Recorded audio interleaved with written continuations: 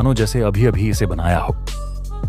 आरो हवेली के अंदर जाता है और देखता है कि एक राजा बैठा है और उसकी रानी उससे बात कर रही है, और यह राजा कोई और नहीं, वही राजा था जिसको आरव ने ताम्रपत्र में देखा था।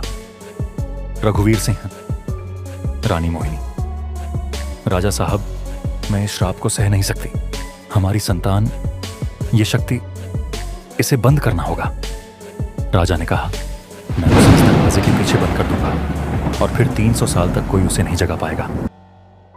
तभी एक गर्भवती स्त्री रोती हुई भागी। मेरे बच्चे को क्यों बंद कर रहे हो? वह राक्षस नहीं है, वह चमत्कार है। तभी अचानक आरव की आंखें फिर से खुल गईं। वह वापस अपने समय में था। तो क्या दरवाजे के पीछे कोई इंसान है या कोई दैवी शक्ति? अब आरव को दूसरा परीक्षण डर का सामना करना था। अगली रात हवेली का तापमान अचानक 10 DGC हो गया। चारों तरफ अंधेरा, और फिर आरव के चारों तरफ उसके डर जीवित हो उठे। उसकी मां की चीख, बचपन का डर, जब वह कुएं में गिरा था, एक टीचर जिसने उसे पीटा था, हर डर सामने आया।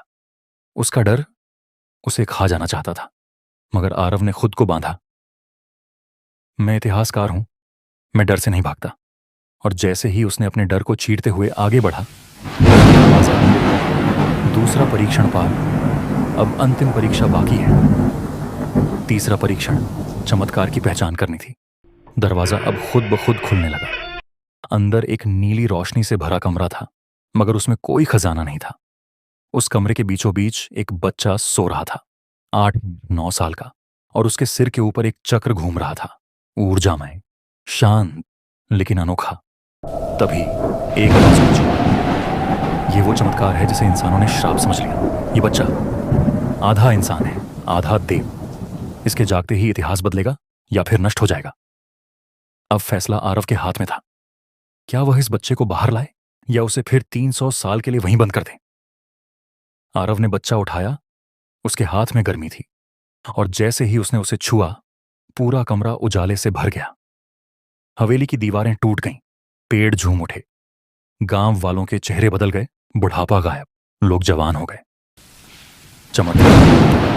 300 साल से जिस शक्ति को श्राप कहा गया था, वह असल में एक पुनर्जन्म देने वाला देवता था। आरव कैमरे के सामने बैठा था। उसके पीछे दरवाजा अब खुला था। वो बच्चा नहीं दिख रहा था। कैमरा झूम इन करता है। आरव की आंखें अब नीली हो चुकी हैं और उनकी पुतली भी घूम रही है। अब अगला चमत्कार होगा तुम्हारे शहर में। कहानी यहीं खत्म नहीं होती। यह तो बस शुरुआत है।